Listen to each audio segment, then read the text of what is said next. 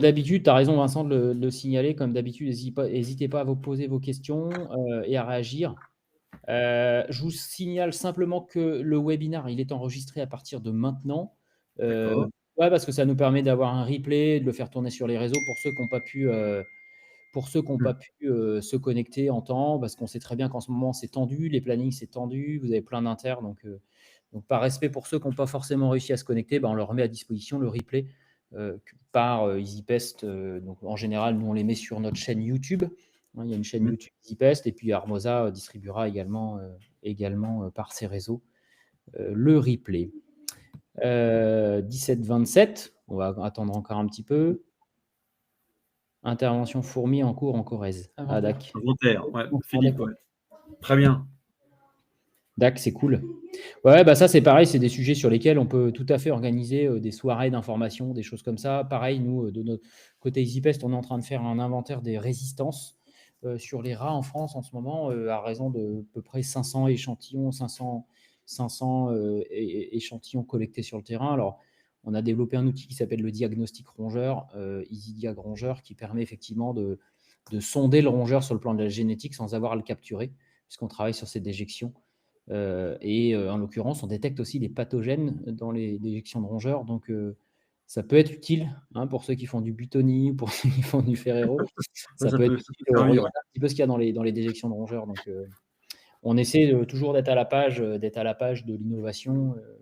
Voilà. Du coup, on se fait peut-être un petit tour on peut retrouver les infos des précédents. PDF fourmi, vous redemandez. La réponse de la dernière fois. D'accord. Bon. Bonjour Philippe. Salut Pascal. On se fait peut-être un petit tour de salle. Tu commences, Vincent, et puis nous, on finira. Et puis après, on parle un petit peu du déroulé du webinaire. Merci Romain. Donc voilà, pour ceux qui ne connaissent pas, Vincent Erguen. Donc moi, je suis responsable du pôle professionnel du groupe Armosa. Et voilà, j'ai le plaisir de pouvoir être là ce soir pour vous présenter un petit peu le petit travail qu'on fait sur les protocoles, fourmis, guêpes et tout ça, comme Romain l'a bien expliqué, et également faire ces petits webinaires qui sont pour moi très intéressants, qui permettent de les revoir. On nous a même demandé de l'avoir en formation interne. Donc voilà. Merci Romain et merci à tous d'être là. D'accord. Vas-y, Olivier. Alors, Olivier Thibonnet, moi j'ai intégré l'entreprise EasyPest il y a quelques mois, début avril. J'ai une formation d'entomologiste et puis avec un gros background sur la partie agro, comme tu l'évoquais. Et puis j'ai une casquette de formateur depuis très longtemps. Donc, je vais vous présenter un peu la biologie de ces hyménoptères, guêpes, frelons. Très intéressant. Et puis Benoît prendra le relais au niveau du frelon asiatique. Je pense qu'il en connaît un petit peu plus que moi, comme il est souvent sur le terrain. Donc je m'arrêterai au frelon européen et après la suite, ça sera Benoît. Allez, bonjour à tous. Merci pour la transition. Bonjour à tous. Donc, Benoît Klein, moi je suis deux casquettes, formateur chez Easy, donc sur les certifs frelons. Donc je vois qu'il y a déjà quelques-uns que j'ai déjà eu le plaisir d'avoir en formation. Donc bonjour à ceux que je connais. Et puis donc moi aussi la côté intervention, donc avec ma société où j'interviens sur le terrain au quotidien pour traiter ces nids de frelons asiatiques, ces problématiques de guêpes. Donc voilà, les deux penchants de mon activité, la côté formation et le côté opérationnel, intervention. Voilà. Et donc j'essaierai de répondre à vos questions s'il y en a et d'évoquer les différentes techniques d'intervention, la sécurité aussi en intervention pour les professionnels. Un périmètre de sécurité. Ouais, tout à fait. Ouais, ça peut être fatal en cas d'erreur. T'es au top, Benoît. Ouais. C'est un fan. Il n'y en a qu'un, mais c'est ça. Il va faire des t-shirts bientôt, si vous voulez. Moi, je finis, Romain Lasserre, je suis fondateur d'EasyPest. Voilà, moi, je suis plutôt spécialisé dans les rongeurs, donc j'ai fait pas mal de génétique sur les rongeurs. Donc, j'ai développé pas mal d'outils diagnostiques, notamment sur les déjections de rongeurs. Là, on est en train de faire la même chose sur les insectes, et notamment sur la punaise des lits. Donc, l'idée, c'est de vous mettre entre... notre leitmotiv chez EasyPest, c'est clairement votre montée en compétences, quoi. Le reste, c'est du décor. Donc, nous, notre interlocuteur, c'est le professionnel. Ce qu'on veut, c'est que demain, il puisse continuer à être au top avec un environnement réglementaire qui change, des produits qui disparaissent du marché parce que peut-être un peu trop toxiques pour l'utilisateur ou mal utilisés ou pas adaptés au traitement, que le professionnel reste au top malgré ces changements réglementaires. Et puis, qu'on introduise de plus en plus de biologie aussi dans notre manière de faire du diagnostic sur le terrain, de comprendre à qui on s'adresse en fonction des rongeurs, en fonction des insectes, parce qu'un bon diagnostic, c'est la base pour un traitement spécifique. Hein, l'idée, c'est que c'est bien d'avoir des bons produits.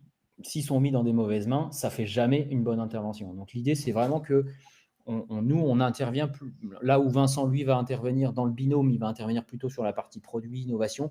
Nous, on va plutôt intervenir sur la partie montée en compétence de celui qui va utiliser les produits. Et donc, on a à cœur vraiment aussi d'amener toute notre approche scientifique, puisque, en fait, on a également la chance d'avoir des étudiants en doctorat dans notre boîte. On a 3 étudiants qui sont en doctorat, qui travaillent sur la punaise des lits, qui nous amènent des nouvelles idées tous les jours sur du biocontrôle, sur du diagnostic. Et donc, l'idée, c'est vraiment qu'on développe des choses aussi pour pouvoir faire monter en puissance, monter en compétence le professionnel, pour faire en sorte que, d'une part, il bosse bien, avec le savoir qui va avec, et puis qu'il ait une vraie crédibilité aux yeux de ses clients.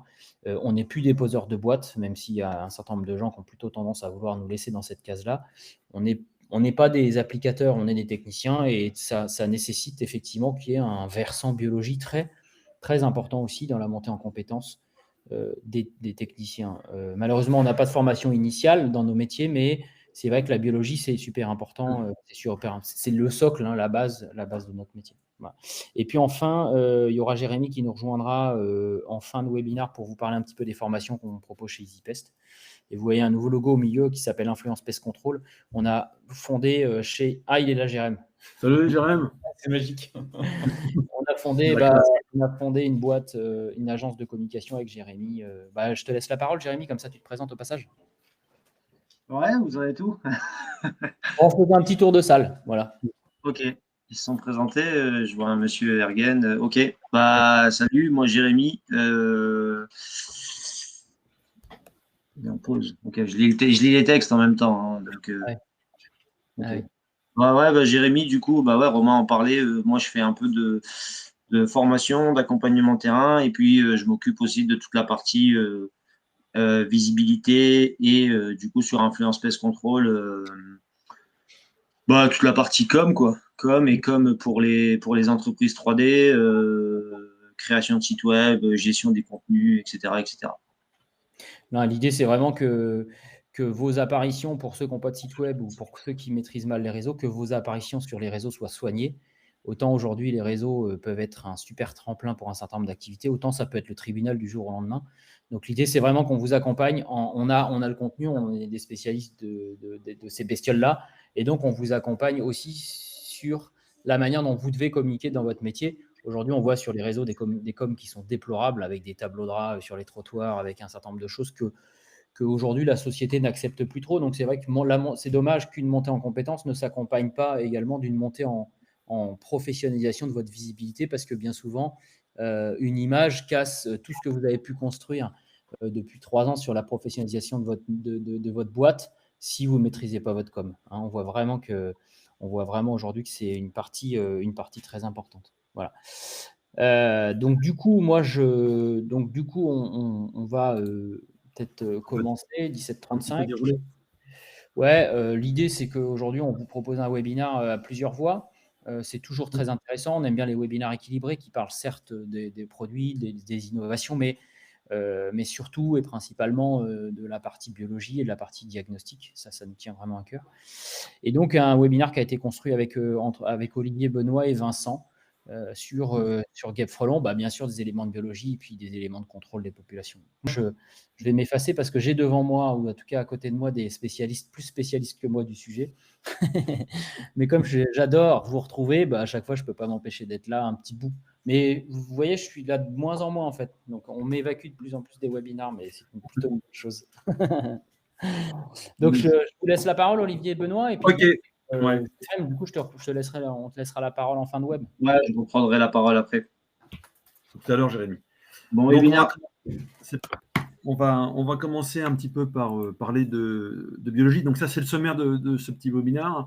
Un petit peu de systématique de la biologie. On parlera du cycle de développement, quelques particularités. On va étudier quelques espèces. On en a choisi quelques-unes qui ont un intérêt dans notre métier. On a de nombreuses espèces aussi protégées. Et après, Benoît prendra le relais sur la partie à partir du frelon asiatique, qu'on appelle aussi frelon à pattes jaunes, et tout ce qui est nuisible, et surtout les EPI indispensables. Et puis Vincent parlera des méthodes de lutte et des produits associés, pour finir avec Jérémy sur la partie formation. Alors, un petit rappel tout simple. En termes de systématique, les guêpes frelons appartiennent notamment, ce sont des arthropodes de la classe des insectes, hein, tout simplement, et appartiennent à ce fameux groupe qu'on appelle les hyménoptères, hein, qui sont caractérisés par donc 2 paires d'ailes, hein, couplées, avec une nervation alaire plutôt réduite. Hein. Je rappelle que les hyménoptères, c'est quand même 100 000 espèces dans le monde, et les guêpes frelons appartiennent au sous-ordre des apocrites, et on a l'ordre des aculéates, dans lequel on retrouve les guêpes, fourmis et abeilles. Donc voilà, donc vous avez tous vu déjà des guêpes et des frelons, hein, je pense, dans votre carrière. Alors, donc c'est un corps segmenté, hein, toujours tête, thorax, abdomen. Hein, vous avez une belle abeille sur la partie gauche de l'écran et une guêpe sur la partie droite en bas de l'écran. Donc tête, thorax qui comporte les 2 paires d'ailes, les 3 pattes, hein, et puis l'abdomen, qui en sont souvent très colorés chez les hyménoptères, hein, avec des motifs particuliers. Donc, et des antennes plutôt assez longues chez les guêpes. Donc, souvent du jaune d'ailleurs, hein, présent, et qui porte, vous avez aussi un aiguillon, on en parlera juste après.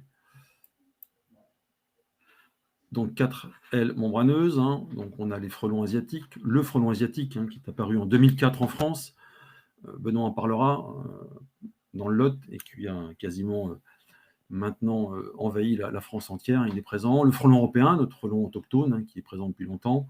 Les bourdons, les guêpes et les abeilles, naturellement on en parlera, hein, espèces avec un statut un petit peu particulier, qui ont un grand rôle dans la pollinisation des plantes à fleurs. Alors, qu'est-ce qu'il faut retenir sur les guêpes frelons? Donc, ce sont des insectes sociaux, hein. On parle de guêpes sociales. Le frelon, d'ailleurs, appartient aux guêpes, hein, avec surtout ce qu'il faut vraiment intégrer, on parle de colonies annuelles. On a parlé il y a quelque temps lors des webinaires sur les fourmis avec des colonies pérennes. Là, on a une colonie annuelle qui va disparaître à la fin de l'été, début d'automne, voire début de l'hiver, avec les premiers gels. Donc, on parle de colonies annuelles. On en parlera avec le développement. On a une répartition des tâches, hein, classique, avec les ouvrières qui vont nourrir la colonie, hein, qui vont aller chercher, sortir, aller chercher de la nourriture, notamment des insectes, pour les ramener dans le nid pour nourrir les larves. La reine qui fonde la colonie, donc qui est donc fécondée par les mâles, en général lors d'une vol nuptiale à la fin de l'été, hein, entre fin août, début septembre ou un peu plus tard dans la saison en fonction des espèces. Donc comme on a effectivement un rétrécissement entre le thorax et l'abdomen, typique des hyménoptères. Les antennes sont plutôt longues, hein, avec généralement 13 articles, et surtout des capacités volières assez phénoménales, hein. Ces insectes peuvent se développer sur des distances assez importantes. On l'a constaté notamment chez le frelon. Donc avec présence d'un aiguillon qu'on appelle un dard venimeux, hein, qui est capable, donc ces insectes sont capables de piquer, avec des piqûres souvent douloureuses. Benoît va en parler notamment avec les frelons. Les guêpes, c'est également le cas. Ça peut être parfois très douloureux. Donc en capacité, là on voit très bien sur cette photo un dard lisse, hein. Ces insectes sont en capacité de piquer plusieurs fois sans aucun problème. Ce qui peut provoquer d'ailleurs chez certains une mort à empoisonnement. Donc l'appareil buccal, sur la photo du haut, vous avez donc des mandibules puissantes, hein, de type broyeur, ces mandibules sont là pour broyer notamment les chairs ou les insectes, hein, les couper en morceaux. Donc on a vraiment des mandibules très puissantes. Et avec un régime alimentaire qui est un petit peu différent entre les larves et les adultes, hein. Les larves sont carnivores, hein, et les adultes vont se nourrir de matières sucrées et de nectar. Voilà pour la partie biologie. Donc, on va scinder différentes familles. Vous avez la famille des apidés, avec les abeilles et les bourdons. Les guêpes et les frelons appartiennent à la famille des vespidés. Et on a d'autres insectes, d'autres guêpes qu'on appelle les polistes, qui appartiennent à la famille des polistidés. Voilà. Et tous ces insectes ont une forme d'organisation sociale avec donc des ouvrières, une reine et des mâles. Donc abeilles, bourdons, frelons, guêpes, polistes. Et on va s'intéresser surtout, dans notre métier, on s'intéresse surtout aux guêpes frelons. Les abeilles, on ne les touche pas naturellement, et d'autres espèces qui ont un rôle important dans les écosystèmes. Donc le cycle de développement est vraiment important puisqu'on a une colonie annuelle. Donc en général, lors de l'essaimage, vous avez les femelles reproductrices qui vont s'accoupler avec les mâles, en général plutôt fin de l'été, et qui vont d'ailleurs passer l'hiver dans une souche d'arbre ou à l'abri. Donc ce sont il n'y a que la femelle qui a été fécondée qui survit à l'hiver. Toutes les ouvrières vont disparaître au fur et à mesure de la saison. On a un déclin des populations à partir de fin août, début septembre, pour une mortalité totale lors des premières gelées. Donc la reine qui a été fécondée réémerge en général au début du printemps, dès les premières chaleurs, pour fonder donc construire un petit nid, quelques alvéoles. Elle va pondre quelques œufs qui vont donner quelques larves, quelques ouvrières qui émergent à peu près 3 semaines, un mois après, et qui vont agrandir le nid. Donc on va voir le nid qui va s'agrandir à partir du mois de juin, juillet, et on a une apogée des populations en général en août, avec un déclin à partir des fin août, début septembre. Donc on parle des colonies annuelles. Toute la population disparaît, sauf la reine qui a été fécondée lors du vol nuptial. Ça, c'est fondamental. Donc on a un réchauffement climatique. Est-ce que ça peut jouer? Effectivement, on a parfois des décalages pour les vols nuptiaux, en fonction des... Donc on va faire un petit focus sur quelques espèces. Donc on va parler d'abord des guêpes sociales, qu'on appelle donc la famille des Vespidés, couleur donc toujours du jaune et du noir, avec des motifs plutôt attrayants. Elles vont mesurer entre 15 et 25 mm. Donc les adultes sexués effectivement apparaissent fin de l'été. On a le vol nuptial, accouplement des futures reines qui vont émerger au printemps suivant et qui vont construire effectivement un petit nid de quelques alvéoles avec quelques larves. Les larves vont émerger en adultes, les premières ouvrières apparaissent, et puis on a un agrandissement du nid au fur et à mesure de la saison. Donc ces colonies de guêpes peuvent comme atteindre entre 20 et 25 à 30 000 individus. Donc plusieurs milliers d'individus, on a quand même des nids qui sont quand même composés d'une population très importante. Donc les guêpes sont nuisibles, naturellement elles peuvent être nuisibles, elles peuvent nous piquer, ça c'est la première chose, mais lorsqu'elles s'introduisent dans des industries agro, elles vont polluer les denrées, c'est le cas dans de nombreuses industries qui utilisent du sucre. Voilà, on parlait de l'industrie agro qui parfois consomme beaucoup de sucre, soit en forme qui est stocké en silo, donc qui attire beaucoup ces hyménoptères à la belle saison. Alors, quelques espèces de guêpes. Globalement, vous avez la plus connue, c'est Vespula germinaca, donc la guêpe germanique, très commune, qu'on retrouve sur les fruits. Donc, ce qu'il faut retenir, c'est que le nid en carton est plutôt... Donc, les guêpes et les frelons vont construire des nids tout simplement, les ouvrières vont arracher du bois, mâcher du bois, le mélanger avec de la salive et pour construire donc des nids en carton. C'est du carton tout simplement, et on a, c'est la guêpe germanique, on a un carton de couleur grisâtre. Alors, et on va la retrouver dans les cavités des maisons. Elle aime bien se loger derrière les volets ou dans d'autres endroits. Vous avez la Vespula vulgaris, voilà, la guêpe commune. Son carton est plutôt de couleur jaunâtre, et on va la retrouver soit dans le sol ou dans les cavités des maisons. Donc la photo du milieu. Et vous avez une autre espèce qui va fabriquer des nids suspendus dans les buissons, Dolichos vespula media, voilà, la photo du bas, voilà, qui mesure à peu près moins de 25 mm et qui présente des nids plutôt suspendus dans les buissons. Donc les 3 espèces principales. Et on a aussi Poliste gallicus, donc plutôt une guêpe de 10 à 16 mm de long, plutôt fine et élégante, donc qui a la propriété de fabriquer des petits nids aériens avec une cinquantaine d'alvéoles et suspendus avec un pédoncule caractéristique de cette espèce, qu'on trouve plutôt dans la moitié sud de la France et qui se nourrit principalement de chenilles. Donc on a un petit pédoncule qui va accrocher le nid par le bas. Donc les polistes, plutôt espèce à protéger. Donc notre frelon européen qui est présent, donc qui est une grosse guêpe, Donc, on retrouve partout sur le territoire français. Donc, ça peut aller, la taille peut atteindre 55 mm pour les reines les plus grosses. En général, vous avez, c'est quand même un insecte de grande taille, avec donc du présence de noir et de roux sur le thorax, une partie de la tête et premier segment abdominal, caractéristique de cette espèce. Donc, immunitaires sociaux, colonies annuelles, classiques. On va retrouver une centaine d'individus en général par nid. Globalement, en général, les nids de frelons asiatiques sont un peu plus imposants en taille et puis en termes d'effectifs. Donc, le frelon à retenir ne fait pas de réserve comme les abeilles. C'est pour ça qu'il va disparaître à la fin de la saison. Et donc, la colonie est fondée relativement tardivement, à partir du mois de juin. Donc, le nid, on peut le trouver un petit peu partout. En général, sous les conds, dans les greniers, sous la charpente, là, vous avez un exemple de nid. Ça peut atteindre quand même 50 cm de diamètre. Ce qu'il faut retenir, c'est que l'entrée est toujours en position basale, à la base du nid. Ça, c'est une caractéristique importante à retenir vis-à-vis du frelon asiatique. Donc, on la considère comme peu agressive, mais bon, par rapport au frelon asiatique, mais il faut s'en méfier quand même. C'est comme un animal qui peut parfois être dangereux, voire très dangereux.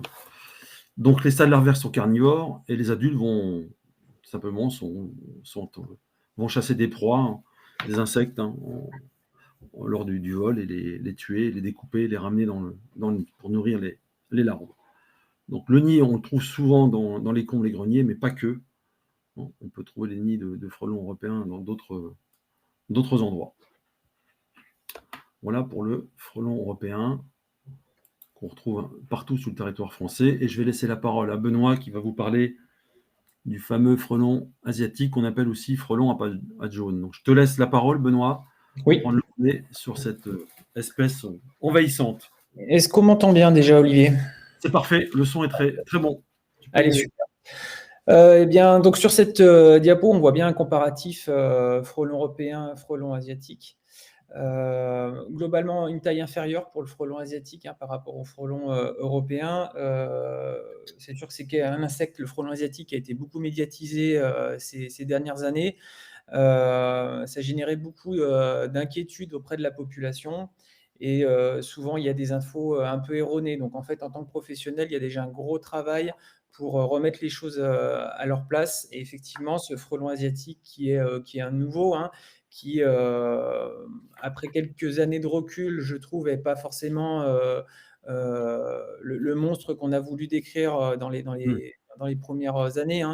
C'est un frelon qui a une capacité d'adaptation qui est phénoménale par rapport à notre pays. Il s'est développé très vite sur, on va dire, en un peu plus d'une dizaine d'années. Il a su se développer sur notre territoire et aujourd'hui, il est vraiment implanté. On pourrait en discuter, je pense, avec certains spécialistes. Moi, j'ai l'impression qu'il est même en phase de supplanter notre frelon européen. Moi, je le vois au niveau de mes interventions. Aujourd'hui, il y a 5 ans, je faisais plus de frelons européens que de frelons asiatiques. Et là, depuis 5 ans, ça s'est complètement inversé. Le frelon asiatique représente une majorité de mes interventions. Et c'est la sensation que partagent beaucoup de professionnels dans les zones de forte implantation, quoi. Donc, effectivement, ce frelon asiatique, première solution pour le reconnaître, c'est déjà sa taille et sa couleur. Donc, d'un aspect plutôt sombre. Il aura un anneau au niveau de l'abdomen plutôt jaune, et puis ces fameuses pattes jaunes qui sont quand même bien reconnaissables. Alors, ce que je dis souvent à mes clients, quand vous voyez les pattes jaunes, c'est que vous êtes déjà bien trop près, à mon avis, de l'insecte. Mais effectivement, un des éléments pour le reconnaître, c'est cette couleur, donc plutôt sombre, un insecte qui est plutôt plus petit que le frelon européen. Alors pareil, soyez vigilants en fonction de la saison, des températures, des capacités au frelon de trouver de la nourriture ou pas. On a une variation de la taille des ouvrières notamment qui peut être assez sensible. Et notamment sur des périodes où il a manqué de nourriture, où il a fait mauvais, on va trouver des ouvrières qui sont vraiment très petites et qui peuvent être confondues avec la taille d'une guêpe, alors pas au niveau de la couleur, mais en tout cas au niveau de la taille. Donc un élément à prendre en compte, un insecte petit, ça peut simplement être une carence en termes de nourriture. Donc, des pattes brunes aux extrémités, d'accord, une tête noire avec une face orangée, ça, on le voit bien sur la photo. Donc, un essaimage qui a lieu fin d'été, début d'automne. Donc, c'est cette période de reproduction pour les gynes et les futures reines de l'année prochaine, en fait, qui va permettre de la création et l'essaimage tout autour de l'environnement à partir d'un nid qui n'aurait pas été traité durant cette année. Voilà. Apparition des ouvrières et l'activité de la colonie s'intensifie. Alors effectivement, on est en plein dedans. Là, actuellement, on est dans des nids qui sont en train de grossir de façon exponentielle. Et vous avez même des gens qui vont partir une semaine et vont découvrir des nids. Ils l'avaient vu avant de partir, mais qui ont doublé, voire triplé de volume. Ça peut aller très, très vite, avec des naissances quotidiennes d'ouvrières et un apport du coup de matière. Donc, de cellulose en fait pour construire ce nid au quotidien et qui va permettre au nid de se développer très rapidement. Si on fait un petit retour en arrière à l'échelle du temps, en fait ce frelon il était originaire d'Asie, et puis il a transité par des marchandises. Alors a priori ce serait par des poteries, je pense que vous connaissez tous l'histoire, ça serait en 2004 que ça aurait eu lieu. Une reine qui était déjà fécondée à l'origine était dans ces poteries.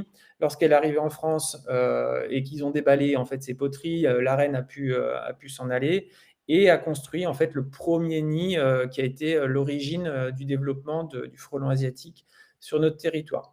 Donc c'est vrai qu'on a quand même joué de malchance parce qu'il fallait qu'on ait un insecte qui survive au transport, un insecte qui soit fécondé, qui arrive au moment où la saison était favorable pour elle pour construire un nid, puisqu'elle serait arrivée en plein milieu de l'hiver, elle n'aurait pas survécu. Donc on a joué de malchance et malheureusement, on a tardé à identifier sérieusement cet insecte et aujourd'hui on se retrouve avec un territoire qui est totalement envahi par ce frelon. Alors ce frelon, il pose un gros problème notamment en apiculture, vous le savez, puisque une des parties de son bol alimentaire à ce frelon, ce sont des abeilles. Et il cause, surtout dans certaines régions, vraiment des dégâts importants pour cette activité agricole. Et c'est un vrai problème, clairement, pour les apiculteurs. En dehors du risque de piqûre courant qu'on a chez les autres hyménoptères, bien sûr. Alors, on voit qu'en 14 ans, il a colonisé la France. Il est parti du sud-ouest. Et puis, alors l'animation ne fonctionne pas, mais on voit effectivement, normalement, on devrait voir le développement sur le territoire. Et je pense qu'aujourd'hui, on peut dire que le frelon asiatique a colonisé l'ensemble du territoire français. Il est clairement aujourd'hui en train de se développer sur l'est de l'Europe. Il serait également identifié donc au Royaume-Uni. En Espagne, c'est fait également. Voilà, donc aujourd'hui, il poursuit en fait son développement au sein de l'Europe tant qu'il trouvera une météo, des climats qui seront favorables à son développement. Alors, donc le frelon asiatique, je vous l'ai dit, un gros problème, c'est qu'il est donc prédateur au niveau des abeilles Apis mellifera, toutes ces abeilles de ruche, avec un stress au niveau des colonies. Donc bien penser qu'on n'est pas sur un frelon qui va manger en tant que tel l'ensemble de la colonie, mais surtout il va produire un stress intense au niveau de ces colonies. Elles vont arrêter de pouvoir s'alimenter et s'hydrater, et en fait les colonies vont s'effondrer à cause du stress causé par ces frelons.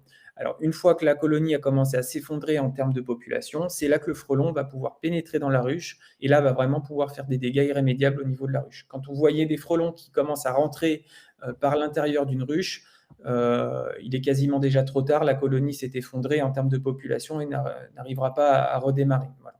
Mais c'est bien au début un stress vu avec une prédation. Et le problème qu'on a, c'est que ce frelon, il a une particularité morphologique, c'est qu'il a cette capacité de faire un vol stationnaire devant la ruche qui lui permet d'être très efficace pour capter les ouvrières, a priori plutôt au retour d'ailleurs, de collecte, et à ce moment-là pouvoir s'en nourrir, enfin en tout cas faire une pâte de protéines pour aller nourrir ses larves, pour être exact sur l'utilisation. Voilà ce qu'on pouvait dire sur ce frelon. Qu'est-ce qu'on a comme autre info ? Alors 50% répartition égale entre les zones urbaines et les zones rurales, d'accord ? Donc ça c'est intéressant, c'est sûr que c'est un petit peu surprenant puisqu'en fait on trouve énormément finalement de nids de frelons asiatiques dans le milieu urbain, alors que sur le frelon européen c'est plutôt une répartition à la campagne. Donc, des interventions qui dit milieu urbain avec une forte densité de population et un habitat aussi intense en termes d'activité. Donc, lorsque un professionnel fait une intervention dans ce type d'environnement, il y a une vigilance particulière à avoir en termes de sécurité et notamment en termes de zonage d'intervention. C'est ce qu'on parle énormément dans nos formations. C'est cette prise en compte de tout l'environnement de l'intervention, ne pas être focus sur son nid, avoir un effet tunnel, mais bien avoir cet effet où on va regarder ce qui se passe autour et prendre en compte que lorsque je vais faire un traitement, les insectes vont réagir et potentiellement, il y a un risque de piqûre pour les gens qui sont autour. Donc, mise en place d'un périmètre de sécurité, c'est quelque chose d'essentiel lors d'une intervention.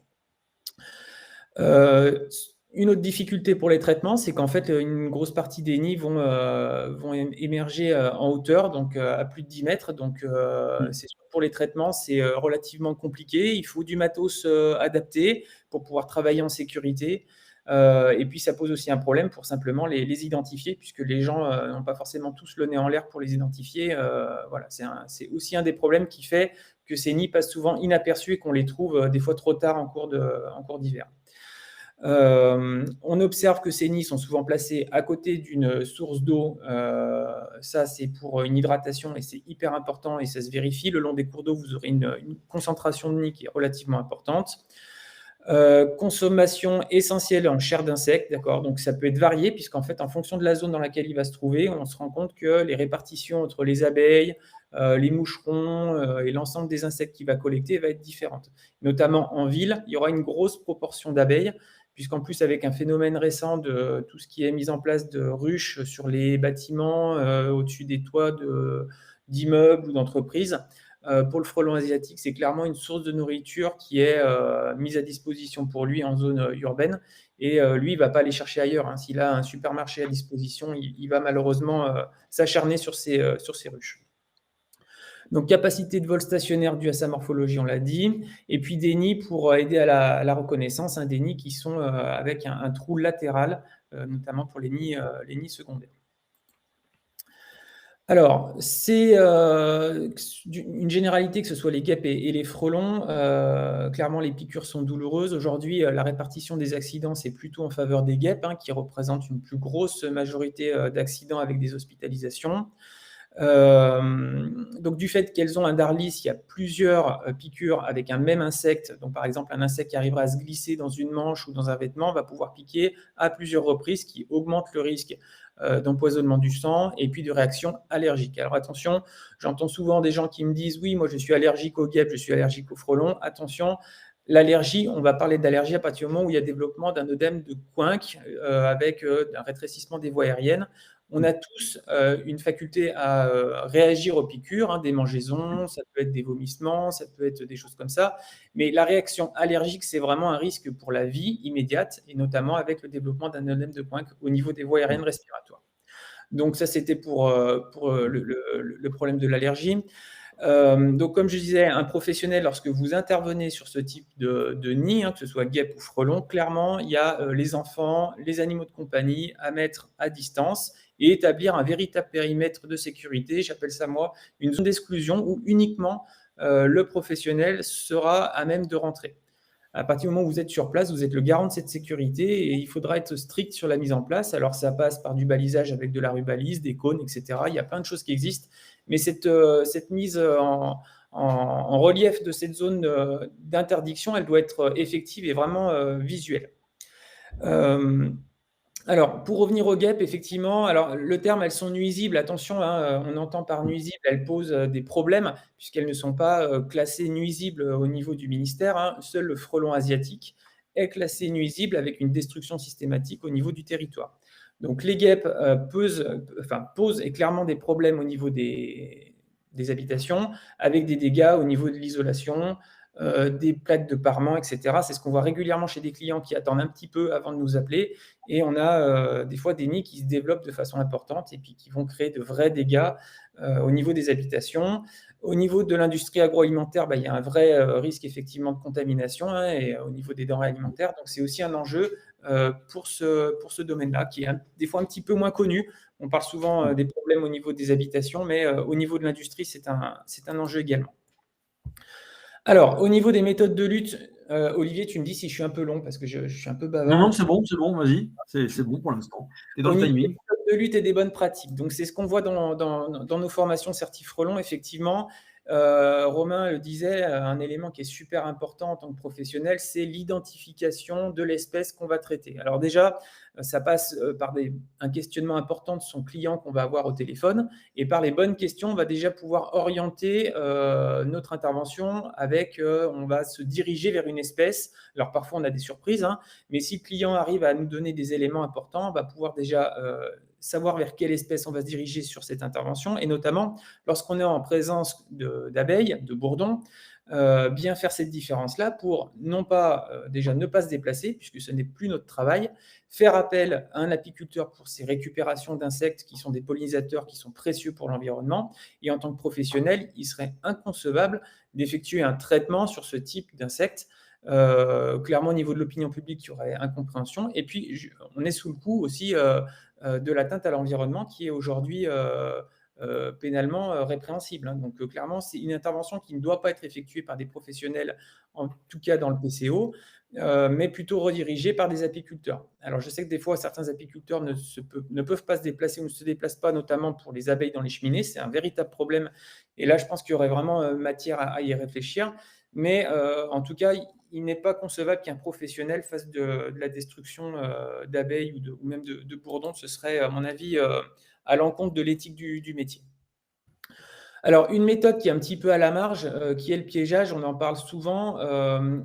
Moi, je dirais que c'est plutôt une méthode de défense plutôt qu'une méthode de lutte, puisqu'un piégeage ne va jamais être suffisamment efficace pour aller détruire une colonie, il faut en être bien conscient.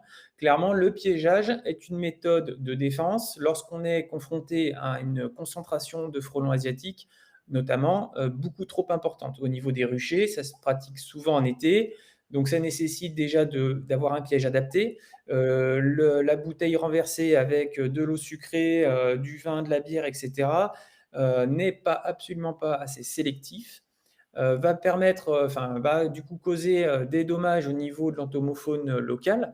Et clairement, poser un piège sans ciblage, c'est pour moi pas satisfaisant en termes de résultats. Donc le piégeage, il est fait avec des pièges adaptés, avec notamment des grilles qui permettent aux insectes plus petits de partir.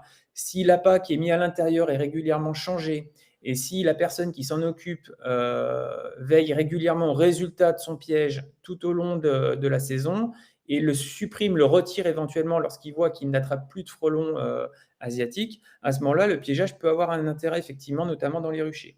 Mais en tout cas, le piégeage aujourd'hui au domicile de particuliers ou dans les entreprises n'aura pas un effet de lutte contre le frelon. Il aura peut-être même à la rigueur un effet inverse, c'est-à-dire que l'appât va attirer encore plus de frelons et du coup une augmentation paradoxale du nombre d'insectes dans cette zone, quoi. Donc, en tout cas, ce n'est pas à recommander pour n'importe qui, et ça nécessite d'avoir des vraies connaissances dans ce domaine-là, notamment pour les apiculteurs. Là, sur effectivement la diapo, hein, ce qu'on peut voir, c'est la répartition des insectes qui ont été trouvés au sein d'un piège à bière, hein, donc vraiment la bouteille retournée avec la bière à l'intérieur. On a une concentration de frelons asiatiques qui est très faible, hein, puisque là, je crois qu'on en voit 3. Le reste, c'est du frelon européen. Et ensuite, on a plein d'insectes différents qui n'ont rien à voir et qui ne devraient pas être piégés dans ce type d'éléments. Alors, continuons sur la lutte. Donc, qu'est-ce qui nous reste si le piégeage n'est pas efficace dans la lutte contre le frelon asiatique? Eh bien, il nous reste la destruction mécanique, mécanique directe en tout cas, sur les nids de frelons qui seraient trouvés par les particuliers, les professionnels et puis les collectivités. Alors, première chose, effectivement, l'identification de l'espèce pour être sûr qu'on est bien en présence d'un nid de frelon asiatique. Donc, observation client, observation directe sur le terrain par le professionnel, ça c'est un élément super important. La définition d'un périmètre de sécurité et d'une zone d'exclusion, donc ça je vous l'ai dit, d'accord. Explication de la conduite à tenir au client, parce que lorsque le client est avec vous, il ne doit pas rentrer dans cette fameuse zone, c'est uniquement vous avec les équipements de protection adaptés pour assurer votre sécurité. Voilà, donc le professionnel rentre dans ce périmètre, je viens de vous le dire, et puis découverte du nid et de son habitat, et en fonction de sa localisation, le choix de la méthode et de l'outillage pour la destruction. Et ça, c'est important puisqu'on a des professionnels aujourd'hui qui ont à disposition par les distributeurs un grand nombre de produits et d'éléments de matériel pour aller mettre ce produit au sein du nid, mais encore faut-il choisir celui qui est le plus adapté parce que l'objectif, c'est d'avoir un traitement qui soit ciblé pour ne pas avoir d'impact sur l'environnement après notre départ. Et ça, c'est un élément qu'on souligne souvent en formation, avoir un traitement qui soit ciblé sans impact environnemental. Donc, la décision de la méthode, elle revient aux professionnels sur place. Alors, je reviens sur le fait qu'effectivement, si c'est un essaim d'abeilles, ce n'est pas nous, il n'y a pas de destruction, c'est bien l'apiculteur qui viendrait le récupérer. Alors, traitement par pulvérisation liquide ou poudrage. Le retour terrain qu'on a, c'est qu'aujourd'hui, le poudrage semble être l'élément qui est le plus satisfaisant. En termes de résultats, en termes de propreté aussi chez le client, d'accord, parce que le produit liquide, malheureusement, il goûte, il tâche énormément, notamment sur les terrasses, sur les enduits de façade. Et donc, on pourrait avoir des atteintes au niveau des bâtiments chez les particuliers notamment. Donc, ce n'est pas satisfaisant. Le poudrage, aujourd'hui, c'est quelque chose qui est, on va dire, efficace. On a des produits qui sont variés aussi. Attention, hein, la poudre, ça ne veut rien dire. Aujourd'hui, on peut travailler avec du pyrète végétal. On peut travailler avec des pyrétrinoïdes. L'idée est simplement de savoir les propriétés de chaque produit pour pouvoir l'utiliser à bon escient et en connaissance de cause. Et en connaissance de cause, c'est notamment avec l'étude des fiches de sécurité. Alors, on ne vous demande pas de faire des grandes dissertations dessus, c'est simplement jeter un œil au début lorsqu'on achète ces produits et se dire, effectivement, le produit que j'utilise, il a des qualités, mais il a aussi des inconvénients, et notamment en termes de protection pour l'applicateur, en termes d'effet sur l'environnement, notamment au niveau des éléments aquatiques, qui à prendre en compte fortement en tant que professionnel. Et l'adaptation des EPI, elle est aussi super importante en fonction de là où vous allez intervenir, notamment en milieu confiné. Hein, si vous êtes à l'intérieur de combles d'une maison, vous êtes dans un sous-sol, etc. Donc là, le produit va diffuser autour de vous. Et si vous n'avez pas des protections respiratoires notamment, vous allez être embêté par ce produit. En plus des éléments de protection dus aux piqûres, hein, bien sûr. Hein, d'accord ? Donc, c'est vraiment des éléments qui se rajoutent. Clairement, dans le milieu de la 3D, l'intervention guêpe-frelon, il faut bien vous dire que c'est un élément qui est quand même bien particulier parce que l'applicateur, il est face à un risque pour lui. Quand vous traitez des pigeons, je ne veux pas dénigrer mes collègues qui font ça, hein, mais le risque, il est quand même moindre. On voit quand même moins de gens qui meurent attaqués par des pigeons que des attaques, des piqûres de guêpes et de frelons. Donc, c'est vraiment à prendre en compte. Ça peut paraître bête, mais ce n'est pas une intervention qui s'aborde la fleur au fusil et en toute décontraction. Il y a vraiment une vigilance à avoir là-dessus. C'est super important. Alors, au niveau des équipements de protection, pareil, on a eu de la chance, il y a eu beaucoup de travail dessus au niveau des distributeurs avec une évolution au niveau du matériel, notamment pour répondre au risque du frelon asiatique, puisqu'il a aussi la particularité de faire des injections d'acide mélangées avec du venin, et notamment si on n'a pas de protection oculaire, l'opérateur va être irrité au niveau des yeux, et ça va présenter un risque. Hein, si vous êtes sur un toit et que vous devez partir parce que vous ne voyez plus rien à cause de cette injection, eh ben, ça présente un risque pour votre sécurité parce que retrouver votre échelle ou retrouver son harnais, ça va être compliqué. Donc, une protection oculaire qui est souvent intégrée à la combinaison, une épaisseur suffisante pour garantir une sécurité tout au long de l'intervention et avoir un opérateur qui soit suffisamment en confiance pour intervenir sans stress. Et ça, c'est super important parce que si vous avez un doute sur la capacité de votre EPI à vous protéger, vous ne serez pas en confiance et du coup, vous allez faire des interventions avec précipitation et puis avec appréhension. Donc, vraiment bien choisir sa combinaison, c'est super important. Donc, effectivement, indispensable au niveau de l'équipement. Donc, des combinaisons qui sont équipées avec des casques au niveau de la tête pour vous protéger autant des piqûres que lorsque vous vous cognez ou avec une petite chute, effectivement. Alors, pas sur une grosse chute, bien sûr, hein, puisque normalement, la chute ne devrait pas arriver vu que vous devez, si vous êtes en hauteur, être attaché. Des visières plastiques panoramiques qui permettent de se protéger, donc je le disais, des injections de ce liquide acide hein, avec du venin. Et puis ensuite, tous des éléments qui peuvent paraître bêtes comme ça, mais lorsque vous utilisez votre combinaison au quotidien, plusieurs fois par jour, par forte chaleur, ces petits éléments de confort comme des tirettes rallongées, des choses comme ça, permet vraiment à l'opérateur d'être dans un meilleur confort d'utilisation. Et pour ceux qui les ont utilisés, il y a un vrai intérêt à avoir une combinaison vraiment adaptée à son travail. C'est super important. Et puis, ce qu'on voit souvent aussi lors de nos formations, c'est la protection respiratoire avec le port du FFP3 qui est, alors je l'avoue, très désagréable en forte saison et par forte chaleur, mais qui est le garant de votre sécurité en termes de respiration, parce que les produits qu'on utilise restent des produits qui ont forcément à forte dose une atteinte sur notre organisme. Donc on doit s'en protéger. La fiche de sécurité, de toute façon, l'indique. Donc, on doit suivre les recommandations de la fiche de sécurité. Et on voit aujourd'hui encore trop peu de professionnels qui portent des masques lors de leurs interventions. Et ça, c'est un point sur lequel il faut vraiment qu'on insiste, c'est que ces protections respiratoires, ces protections oculaires, elles sont indispensables lorsque vous manipulez des produits. En plus de ça, Benoît, c'est très très bien. Sachez bien que pour les protections respiratoires, il y a la partie produits qui sont actives, mais surtout il y a le support, c'est une poudre qui a une granulométrie qui est très fine et qui peut rentrer dans les voies respiratoires. Donc c'est pas le produit qui va vous poser problème en tant qu'insecticide. Par contre, c'est le produit sur son support en fait qui a une granulométrie très très fine. Donc tout ça, c'est des éléments qui sont sur les fiches de sécurité, hein. Nous, on n'invente rien, hein. On n'est pas, voilà, on n'est pas meilleur que les autres. Voilà, simplement, c'est attirer votre attention là-dessus. Et lors des formations, on vous apprend à être en sécurité, notamment dans ce domaine-là. On parle aussi de travail en hauteur, hein, sur comment s'équiper, comment travailler de façon… alors, ce n'est pas des formations de travail en hauteur, hein, qu'on soit bien clair, c'est une sensibilisation. C'est prendre en compte qu'effectivement, les nids de frelons, les nids de guêpes sont parfois en toiture, parfois en hauteur, et que du coup, si vous êtes amené à vous déplacer, il faut avoir des techniques pour s'amarrer, pour travailler en sécurité. Donc, revenons à nos matériels, donc des matériels de pulvérisation. Donc là, on voit sur les photos, hein, la DR5, qui est un des éléments qui est le plus utilisé aujourd'hui par les professionnels, parce que c'est un produit qui est voilà, robuste, hein, et qui correspond bien à nos façons de travailler. Alors, on a des petites options, hein, par exemple des valves de surpression à modifier pour pouvoir travailler avec des perches, des embouts qui soient flexibles, hein, ça paraît bête, mais en fait, ça permet vraiment de gagner en efficacité et en produits ciblés notamment, en ciblage de pulvérisation. L'utilisation des perches télescopiques aussi, qui a été une avancée super importante au niveau du métier, qui vous permet d'intervenir au niveau du sol en étant à distance du nid et de ne pas forcément prendre un risque tout le temps en montant sur un toit. Et du coup, on se rend compte qu'il y a plein d'interventions qu'on peut faire du sol. Vous gagnez en temps et vous gagnez en sécurité. Encore faut-il savoir les manipuler correctement. Et puis, pareil, avoir des éléments sur l'entretien et puis des éléments simples, hein, mais qui vous permettent de gagner du temps en intervention et en efficacité.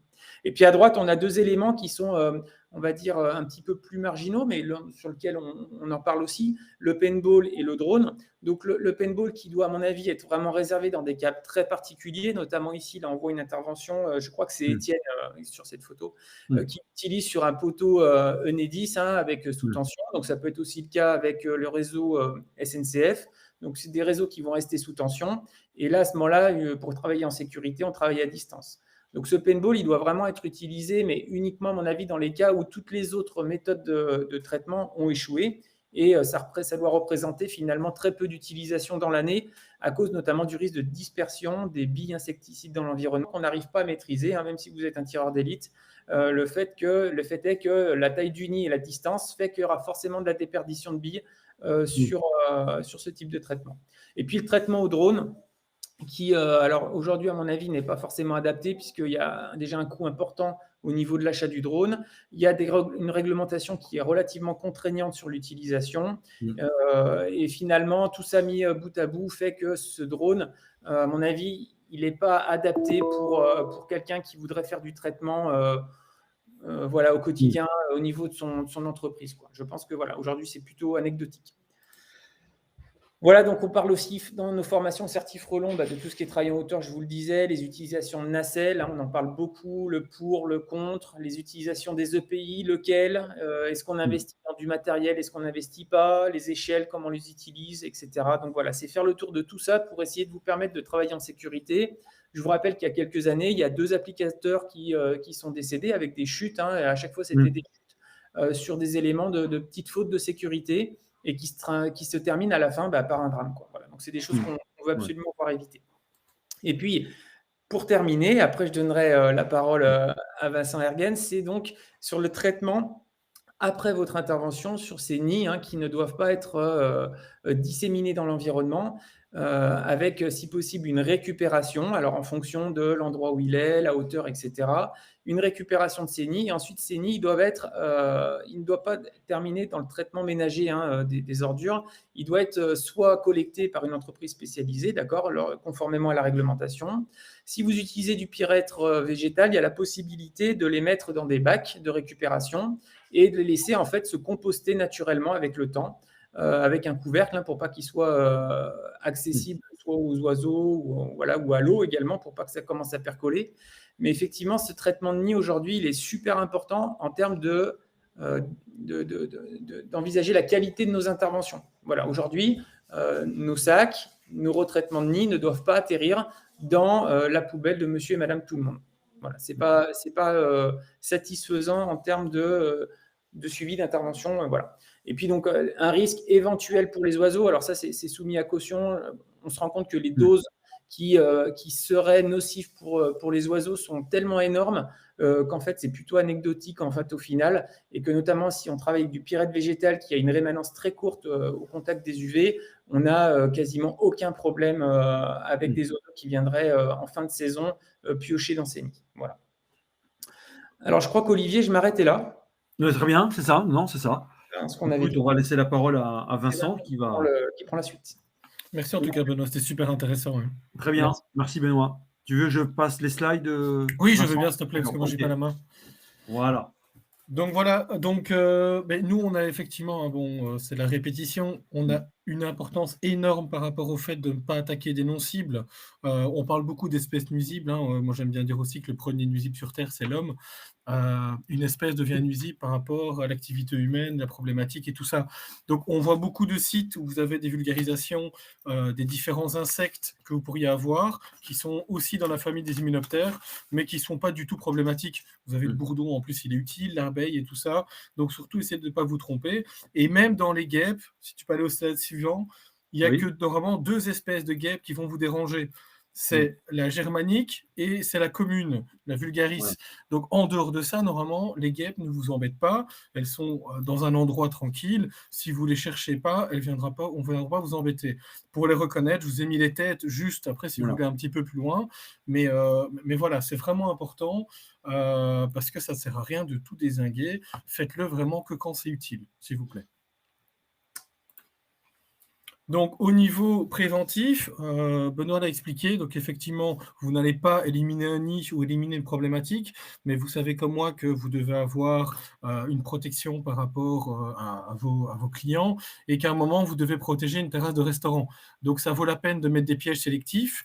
Benoît l'a très bien expliqué. Donc, si vous avez un bon attractif, et c'est le cas du nôtre, bien évidemment, vous avez un répulsif dedans. Donc, ça veut dire que vous allez atterrir que des guêpes, des frelons, et en plus de ça, nous, on attire les mouches en plus, les mouches et les drosophiles.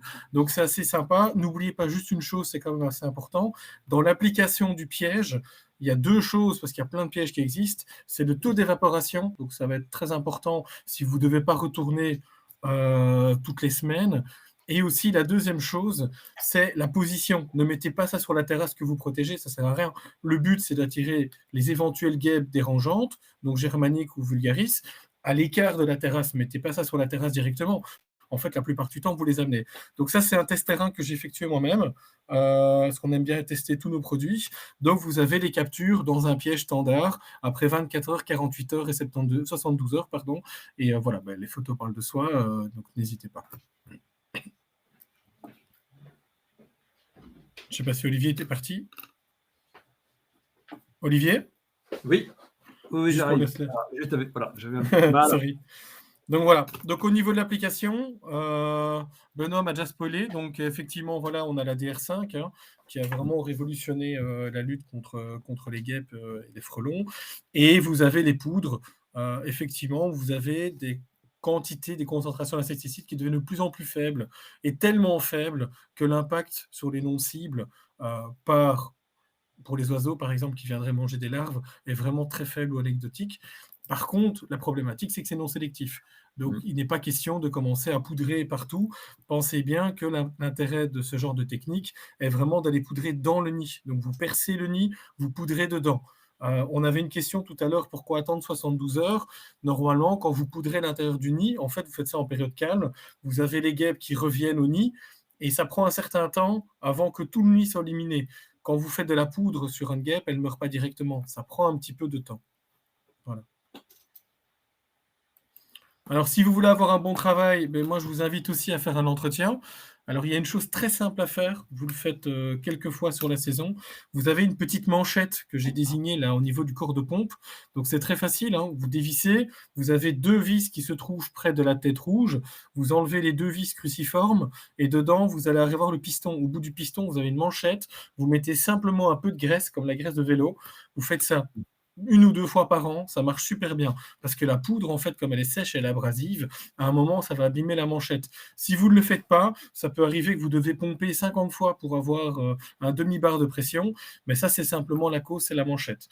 Donc ça, n'hésitez pas, si vous le souhaitez, parce qu'il y a un souci, mais à ce moment-là, vous pouvez acheter des petites manchettes, les remplacer, c'est assez facile. Donc on va prévoir ce genre de webinaire sur les entretiens. Donc, ça, c'est quelque chose d'assez intéressant. N'oubliez pas, parce qu'après, quand vous êtes chez votre client, vous êtes coincé comme ça, c'est un peu bête, quoi. Bon, après, je retourne dans mon plaisir personnel à la chimie. Donc, juste le mode d'action de la poudre. Donc, toutes les poudres que vous avez, en tout cas en France, sont à base de pyréthrinoïdes ou pyrètes naturelles. Donc, fonctionnent tous sur les canaux sodiques, hein, la conduction saltatoire. Et donc, vous allez avoir une polarisation de la membrane au niveau de la conduction axonale. Oui, également, voilà, mini-compresseur, ça marche très très bien. Quand vous avez un compresseur, ça marche très bien. Quand vous avez des nids en hauteur, donc pareil, moi j'essaie de vous montrer un petit peu tout ce qui existait. Donc vous avez évidemment tout en bas, pour commencer par le plus petit, le mini-flex. Donc le mini-flex, ça permet d'aller dans les recoins pour ne pas les chipoter. Vous passez par une porte de fenêtre, vous allez chercher par en haut sans devoir vous pencher trop en extérieur. Vous avez la petite lance de 1-2 mètres, et j'ai essayé chaque fois de mettre plus ou moins jusqu'à quelle hauteur ça va. Si vraiment vous ne faites pas beaucoup de nids, vous pouvez aller jusqu'à la lance Air8 Pro, donc une lance carbone qui ne coûte pas cher, qui permet d'aller un petit peu en dessous de toiture. Par contre, dès qu'on arrive dans le frelon asiatique, vous devez aller minimum entre 15 et 30 mètres. Et là, c'est très important. Et là, j'attire votre attention que chez nous, on a la distribution de la lance Eradic, qui est une lance vraiment exceptionnelle. Moi, je l'ai testée personnellement. Vous avez au bout de la lance, j'ai essayé de mettre la photo à gauche, vous avez ceci. Et ça, pour ceux qui connaissent bien les frelons asiatiques, en fait, vous avez des étages dans les nids. Et quand vous commencez à voir les étages, vous allez poudrer par le bas, et puis vous avez un étage, et bon, vous ne poudrez pas dans tout le nid. Et donc, vous avez un problème à un moment d'éliminer tout le nid, sachant que les frelons asiatiques, il peut y avoir plusieurs reines, et puis les reines peuvent repartir encore colliser aux endroits. Avec ceci, en fait, vous percez le nid par en bas, vous avez des trous, je ne sais pas si vous les voyez bien, qui se trouvent chaque fois à quelques hauteurs. Vous percez le nid, vous poudrez, vous remontez, vous poudrez, vous remontez. Et en fait, ce harpon permet non seulement de se coincer, mais aussi de rester coincé. Benoît Klein en a reparlé. Quand vous avez une perche de 30 mètres, je peux vous dire que pour l'avoir testé, pour manipuler, c'est pas le pied. Donc, il faut vraiment la mettre déjà verticale et puis monter au fur et à mesure. Donc, quand vous avez 25 mètres ou 30 mètres de perche au-dessus de vous, vous devez percer dans le nid, c'est assez compliqué. Donc, ce harpon permet vraiment de coincer en fait la lance dans le nid et de pouvoir poudrer. Et quand vous poudrez, vous arrivez tout en haut et que vous voyez que la poudre sort du nid par au-dessus, à ce moment-là, vous avez terminé le nid. Vous savez que vous avez poudré à tous les étages et vous attendez bien gentiment que tout s'élimine. Voilà. Je vous ai fait un petit résumé en bref. Donc, premièrement, ne traiter que nécessaire. Donc, rappel sur la notion de nuisible. Saisonnier, donc cuite de fin de saison. Alors, ça aussi, hein, vous avez parfois des gens qui vont vous appeler en octobre ou en novembre en disant « Tiens, j'ai un nid de guêpe ». Ils ont vécu avec eux toute la saison, donc est-ce que ça vaut la peine de le détruire encore en octobre, novembre, alors que juste après, il va être éliminé tout seul, parce qu'en fait, c'est un insecte saisonnier, donc il va de toute façon mourir. Donc, voilà. Alors, certains nids comportent des espèces de guêpes nuisibles qui sont nuisibles ou pas nuisibles, donc cuite de la reconnaissance. N'hésitez pas. Alors, un truc très simple, si vous voyez la tête rouge avec une enclume, c'est clair, vous pouvez y aller. Mais toutes les autres guêpes, vérifiez quand même, certains sont vraiment pas problématiques, et quand elles vont simplement dans un volet qui n'est jamais utilisé, question de volet, oui, désolé, mais voilà, s'ils ne l'utilisent pas, les guêpes s'en servent. Alors, non sélectif, j'en ai reparlé plusieurs fois. Donc, sachez que les insecticides sont non sélectifs. Donc, ça ne sert à rien de poudrer toute une zone, poudrer que dans le nid. Conservation du produit à l'abri du vent et de l'humidité. Ça, c'est un point primordial. les produits, en fait, dedans, vous avez du talc, et donc automatiquement, s'ils sont humidifiés ou humides, à un moment, ça fait un agglomérat et l'insecticide n'est plus à disposition ou plus en contact avec les insectes. Donc, quand c'est mouillé, votre poudre, elle est morte. Donc, faites ça normalement quand il fait sec, à l'abri, d'accord? Et alors, surtout, si vous utilisez un compresseur, pareil, vous allez humidifier, enlevez bien la pression en fin de journée. Généralement, les gens en oublient, on fait, ah, c'est pas grave, mais en fait, vous rajoutez l'humidité à un moment, quand l'humidité pénètre dans la poudre, c'est mort. Voilà. L'abri du vent, c'est simplement, comme Benoît l'a dit, se protéger au niveau respiratoire. Et quand vous avez un retour de vent avec la poudre dans les yeux ou dans le nez, ça fait quand même toujours pas du bien. Alors, lors du remplissage de la poudreuse, pareil, hein, attention, protection respiratoire et vent. Donc, vous voyez un petit peu ce goulot d'étranglement au niveau de la DR5. Essayez de faire l'ouverture la plus petite, ça prend un peu plus de temps, mais au moins, vous ne mettez pas de la poudre partout autour de votre remplissage. Alors, restez le plus loin possible lors du traitement. Ça, c'est évidemment le b.a.-ba, hein, si vous voulez être tranquille. Vous restez à bonne distance du nid, prenez une lance télescopique. Alors, s'il est à basse altitude, vous pouvez prendre la petite lance de 7 à 8 mètres. Dès que vous êtes au-dessus, prenez une lance éradique, 15 à 30 mètres, vous êtes tranquille. Vous percez le nid, vous éliminez ça sans aucun problème. Vous restez à distance, vous avez moins de risque de vous faire attaquer, même si vous avez une combinaison bien sûr pas sécurité. Et donc, vous êtes tranquille. Ça, c'est vraiment important. Ça permet d'éviter tous les problèmes et aussi périmètre de sécurité pour les spectateurs. Hein, parce que, tiens, vous faites quoi? Nid de guêpe, c'est parti, donc on ne sait jamais. Ne traitez que les entrées des nids, donc ça reste un petit peu dans les mêmes ordres d'idées, hein, que ce soit le nid ou que ce soit simplement les trous dans le sol. Hein, ça ne sert à rien de faire de la neige hein, avec la poudre. Enfin, moi, c'est bien, hein, comme ça je partirai en vacances, mais faire de la poudre partout sur le sol, ça ne sert à rien. Alors, résultat en 24-48 heures, donc effectivement, la poudre, elle a un effet retard. Donc, ça veut dire que c'est fait exprès, vous ne voyez pas directement les insectes complètement dégommés. Donc, c'est fait exprès qu'il y ait un petit effet retard. Donc, attendez un petit peu, ça ne sert à rien de directement voir, parce qu'il faut le temps. Au plus le nid est gros, au plus vous avez du temps pour que tout le nid soit infecté par le produit. Donc ça, c'est important. Pareil, si vous êtes dans une façade de bâtiment, vous allez mettre autour du trou, parce qu'en fait, par électrostatisme, elles vont prendre le poudre avec au cœur du nid, mais attendre bien longtemps que le cœur du nid soit complètement insectisé. Alors, je regarde, parce qu'il y a des questions, je termine juste, il reste un. Traiter préférablement les nids en fin de journée, pareil, si vous avez peu d'activité, la plupart des guêpes sont dans le nid. Si jamais vous faites ça en pleine journée, il y a beaucoup plus d'activité, donc vous risquez d'être attaqué. Mais en plus de ça, elles sont partout. Donc, et elles ne sont pas forcément dedans. Alors, je regarde parce qu'il y avait des questions. Bien mettre le masque, tout à fait. Pour les problèmes d'humidité, nous chargeons peu de quantité, mais passons à la poudre diatomée ou tamifin sur les vides agglomérats. Oui, effectivement, ça on peut le faire. Des retours à tous, neutralisation mécanique. Pas pour l'instant. En tout cas, en mécanique, moi, à ma connaissance, pour l'instant, il n'y a rien. On le fait, en fait, pour les abeilles, hein, quand on veut récupérer un ruchier, qu'on vient récupérer, mais pour les guêpes et frelons, je pense pas. En plus, vu la hauteur, c'est un peu compliqué. Donc effectivement, voilà, la police, hein, c'est un des cas principaux, ça arrive tout le temps. On élimine en fait des insectes qui sont vraiment pas nuisibles, donc vraiment très très très important. Faites attention à ce que vous faites. Et alors, oui, saut debout, pourquoi pas, dans l'entrée, pourquoi pas, ça ne me dérange pas non plus. Oui. Si ça marche, effectivement, pourquoi pas. Il faut juste vérifier parce que ça dépend de la taille du nid. Hein. Vous savez, vous pouvez avoir un trou avec simplement un micro-nid, une petite balle de ping-pong qui est dedans. Vous pouvez avoir un gros nid dans le sol aussi. Hein. Moi, j'en ai vu, hein, où vous avez une ancienne souche en fait qui avait été bouffée par des insectes. Et à un moment, vous avez des guêpes qui ont pris la place parce qu'il y avait un trou dans le sol. Hein. Donc, une cavité qui était importante. En conclusion aussi, nous, on a fait un petit protocole, comme on a l'habitude maintenant de vous fournir. Donc, on a déjà fait le mouche et le fourmi pour répétition. Donc, ici, on en a fait un petit guêpe. On a essayé de ne pas être trop dans le détail, hein, parce que sinon, on va prendre une encyclopédie. Ce n'est pas le but du tout. Ici, c'est un 6 pages. Donc, vous avez vraiment les guêpes, les petites espèces. Grosso modo, celles qui sont nuisibles, pas nuisibles. Après, de nouveau, dans les guêpes, il y en a qui sont pleins qui ne sont pas nuisibles. Et puis après, vous avez la partie EPI, donc on vous a présenté avec une combinaison.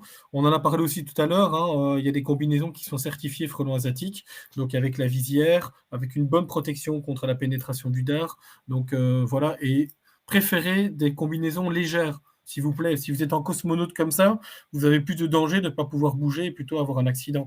On a des combinaisons monocouches maintenant qui sont certifiées frelons asiatiques. Ça marche excessivement bien. En plus, c'est moins cher, mais bon, ça, c'est du détail pour moi, pour la sécurité. Mais c'est moins cher, c'est du monocouche. Vous savez respirer dedans et vous êtes protégé frelons asiatiques avec une visière. Et c'est aussi Tescan. Et puis après, voilà, on vous a mis une pléiade de produits. Un dernier produit qu'on n'a pas parlé, mais qui peut vous servir quand vous faites attaquer par les guêpes, c'est on a un aérosol turbo.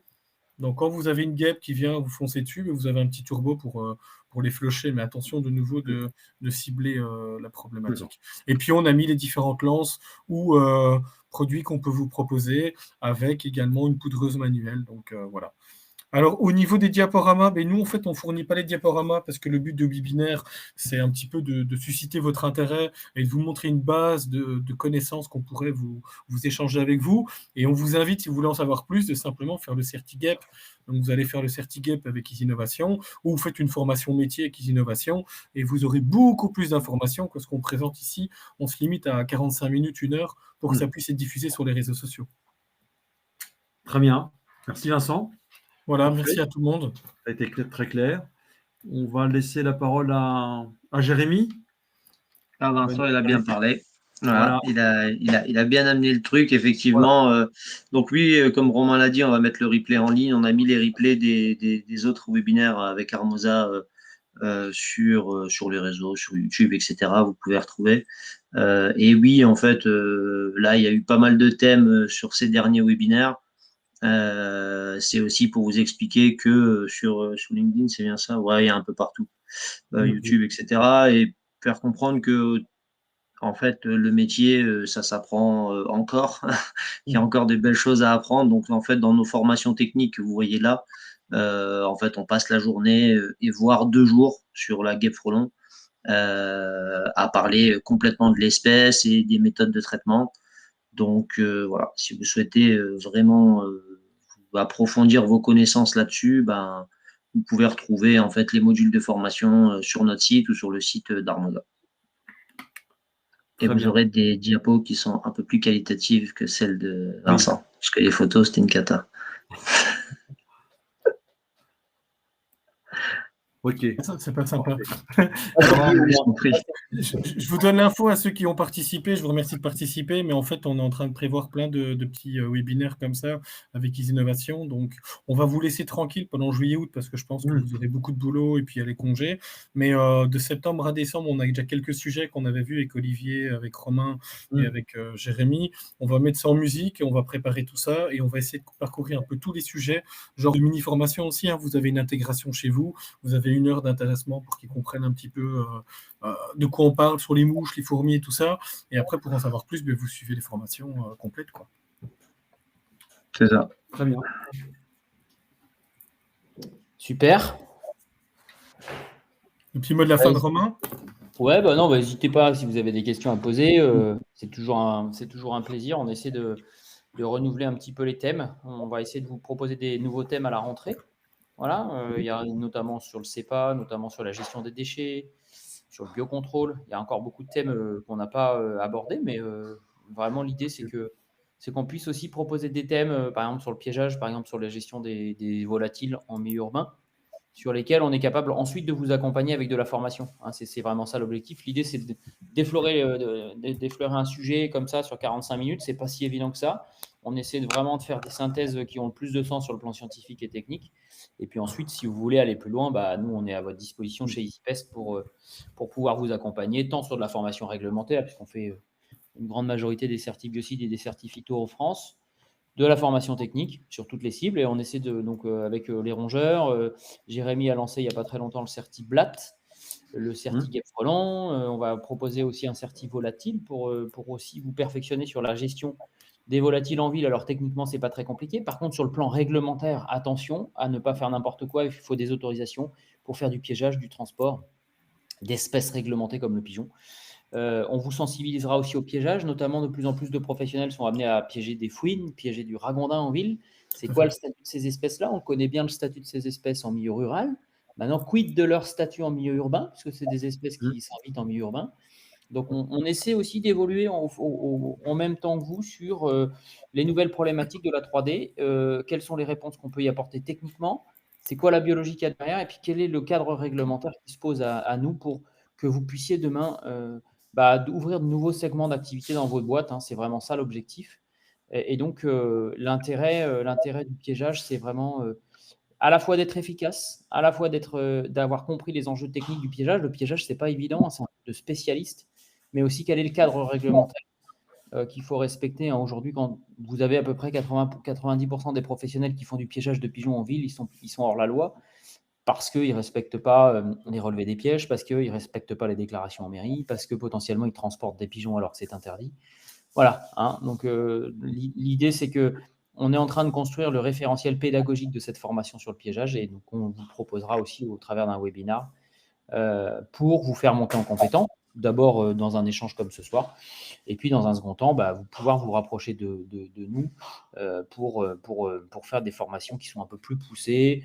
On va aussi essayer de proposer de la formation qui allie de la théorie le matin et de la pratique en salle ou sur le terrain l'après-midi. Voilà, donc là, on va vraiment, on va aussi essayer vraiment d'innover aussi à partir de la rentrée pour vous proposer des choses nouvelles pour que vous puissiez aussi proposer ça ensuite à vos clients, quoi. Voilà, globalement, je ne sais pas si les amis ont quelque chose à rajouter. Non, très bien, c'était très bien. Non, il y a eu plein de questions pour la présentation, mais maintenant ça a l'air clair. Il y a eu beaucoup de questions. Pas facile de suivre, mais en même temps. Ouais, ça va. Vous avez encore des questions? On est encore un peu dispo. Oui. Non, mais c'est vrai que c'est bien parce que c'est des sujets comme ça que tu sais. Formation en Belgique, si on monte une formation technique, on est capable de venir la faire en Belgique. Oui. Nous, on n'est pas chauvin. Bon, après, je sais pas, les Français sont toujours persuadés de faire mieux que les autres, donc après, il faudra voir. La réglementation n'est pas la même en Belgique. Ah oui, parce que si on fait moins bien, on serait belge, c'est sûr. C'est clair. C'est vrai que les espèces sont différentes d'un pays à l'autre. Donc, on ne peut pas aller en Belgique. C'est compliqué. Ah ouais, les guêpes, c'est pas mal, déjà, tu vois. Avec plaisir. Là, la réglementation, elle avance pas parce qu'ils n'ont pas de gouvernement là-bas. Non, on fait des compromis. On fait des compromis. Pas mieux en Belgique. C'est vrai. C'est l'heure de l'apéro pour Romain. Rémi, dis donc, tu te calmes, parce que la prochaine fois, c'est toi qui vas l'amener au bureau, l'apéro. Alors, attention. Sur les nids sous tuiles inaccessibles. Ouais, il y a une question au début, oui. Dans ces cas-là, malheureusement inaccessibles, mais régulièrement, soit un détuilage s'impose. Ouais. On traite le chemin d'accès, mais bien souvent avec des efficacités qui sont moindres parce qu'il n'y a pas de rémanence. L'intérêt de la poudre, je vous le rappelle, c'est que la régulation de la température dans les nids se fait par les battements d'ailes des ouvrières. Des ouvrières. Et donc, en fait, l'intérêt de la poudre, c'est justement de pouvoir être remis dans la colonne d'air et de pouvoir aller intoxiquer des insectes qui n'auraient pas été au contact de la poudre tout de suite, contrairement à de la pulvée liquide qui, elle, va tout de suite s'absorber dans la cellulose, puisque le nid, quelque part, c'est du bois pré-mâché qui est constitué essentiellement de sucre simple, de cellulose. Et donc, la pulvée va s'imbiber dans le nid et donc ne plus être accessible à l'insecte, alors que la poudre va rester sèche et donc va devenir accessible, et donc par ventilation va être remis en permanence en suspension dans l'air qui circule dans le nid. Donc ça, l'intérêt, c'est vraiment que la poudre a aussi une rémanence. Attention aux insecticides de synthèse quand même, parce que des rémanences très longues dans l'environnement, d'autant plus sur le frelon asiatique où on a des nids secondaires qui sont dans des environnements plutôt ruraux, enfin plutôt milieu forestier, bordure de rivière. Donc c'est vrai qu'on va plutôt préférer des solutions un peu alternatives, complémentaires, on va dire alternatives, j'aime pas parce que ça veut dire que la solution de départ n'est pas bonne. La solution de départ est très bonne, mais dans des environnements extérieurs, naturels, on va plutôt préférer des poudres à base de pyrète naturelle, dont la rémanence est moindre. Il faut bien l'utiliser en termes d'efficacité, mais la rémanence, elle est moindre dans l'environnement qu'un insecticide de synthèse. Voilà, globalement. Donc, par contre, sous tuile, malheureusement, si vous ne pouvez pas détuiler, il faut bien repérer les insectes, bien poudrer à un moment où tous les insectes ont regagné le nid, c'est-à-dire le soir ou très tôt le matin, pour avoir la chance d'avoir une efficacité sur le plus grand nombre d'insectes dans la mesure où on n'est pas dans le nid. Voilà. Surtout qu'il n'y a pas forcément que des insectes sous les tuiles. Il peut y avoir des oiseaux, il peut y avoir pas mal d'autres espèces. Donc, balancer à l'aveugle, c'est aussi foutre en l'air d'autres espèces qu'on avec les intoxications secondaires. intoxication des selles. En général, quand on ne voit pas, on ne fait pas forcément, quoi. Même si c'est compliqué, c'est un gros aller-retour, mais il faut vraiment chercher. La caméra thermique, Marion, tu as raison. Sauf que quand tu vas sous des toits en plein été, même en fin de journée, tu as un rayonnement thermique de la toiture qui fait que bien souvent, tu ne vois pas. Et donc, tes infrarouges ne traversent pas bien parce que toute ta zone est chaude. Par contre, ce n'est pas le cas. Si vous faites de la recherche de nids de frelons asiatiques de nuit, ça marche très bien avec une caméra thermique, puisqu'en fait, il y a un grand différentiel de chaleur entre l'intérieur du nid et l'extérieur. Et donc, on repère bien les nids de frelons asiatiques. Et ça peut être aussi un élément de fidélisation. Je vois, par exemple, nous, on intervient pas mal dans des center parks ou dans des parcs comme ça. On fait de la recherche systématique de nids avec une caméra thermique de nuit. Ça peut être un diagnostic que vous vendez à votre client en disant à la grosse saison, je fais un passage, je prends 2 jours, je vous facture 2 jours, je fais un passage dans l'intégralité du parc pour repérer précocement les nids qui se seraient installés. Et dans ce cas-là, on les détruit à un moment où potentiellement ils ne sont pas encore été détectés, ils ne gênent pas les gens, mais à un moment où l'intervention est plus facile que quand le nid compte jusqu'à 200 rennes, comme disait Philippe tout à l'heure. Ça peut être un élément pour faire du diagnostic, pour faire du monitoring de nids pas encore détectés. Ça marche chez le frelon asiatique. Bon, repérer un nid de frelon commun dans un garage ou autre, à partir du moment où on le voit, il y a moins d'intérêt de le repérer. Mais dans une haie, par exemple, pour trouver un nid de frelon dans une haie, ça peut être intéressant. Là. Par contre, il faut vraiment y aller à des moments où il y a un gros différentiel. Il y a le plus gros différentiel entre l'extérieur et l'intérieur du nid, c'est-à-dire plutôt la nuit, ou très tôt le matin. Voir si vous avez la possibilité de passer votre tige de DR5 sous une tuile. Il y a les caméras, je ne sais pas si on appelle ça comme ça, endoscopiques, un truc comme ça. Ça, c'est pratique pour se faire faufiler, savoir si le nid est très proche, il y a moyen de les avoir. Par contre, si avec la caméra, vous voyez que c'est très très loin, là, c'est un peu plus compliqué. Mais ça aussi, ça marche très bien sous les tuiles. La taille des nids, ça dépend des nids. On a des nids qui sont vraiment. Je veux dire, s'il est proche ou loin de la tuile, quoi, si tu veux traiter. Oui. Voilà. Et bien, nous, en tout cas, moi, j'étais ravi de vous retrouver. Ça a duré un peu plus tard que prévu. Gilberto. Salut Gilbert. C'est un peu annexe. La saison guêpe frelon, c'est aussi une saison pour vendre vos prestations de dératisation derrière. Pensez à laisser un rapport avec 1 ou 2 photos. Ouais, carte de visite aussi. Carte de visite, c'est super important. Ouais. Merci Rémi pour cet ajout. La température intérieure d'un nid de guêpe. Philippe, tu es capable de nous répondre là-dessus? Je ne sais pas, Vincent ou... Oui. Non, parce que ça dépend fortement du nombre d'individus, non? Je ne sais pas si... 25 degrés, ouais, c'est probablement peut-être pour ça que dès qu'on dépasse les 25 degrés, ça ventile beaucoup. Philippe, il ne sait pas non plus. Répondu. Pour moi, ça dépend. Si vous avez la réponse, vous vous connectez au prochain webinaire qu'on fera probablement en septembre. C'est pareil, on va avoir une innovation à lancer en septembre, donc on vous fera un webinaire bien précis là-dessus, sur cette innovation qui va pas forcément révolutionner le marché, mais quoique. Ce ne sera pas des produits, Vincent, ce ne sera pas des produits, t'inquiète pas. Et ça tombe bien parce que nous aussi. Ah ouais? Bon, on lance peut-être la même, mais on va peut-être... Ce sera avec vous de toute façon. Bien. Pas d'infidélité. Jamais. Ok. C'est quoi? On ne peut pas le dire encore. Non. Non. Ce serait trop chouette.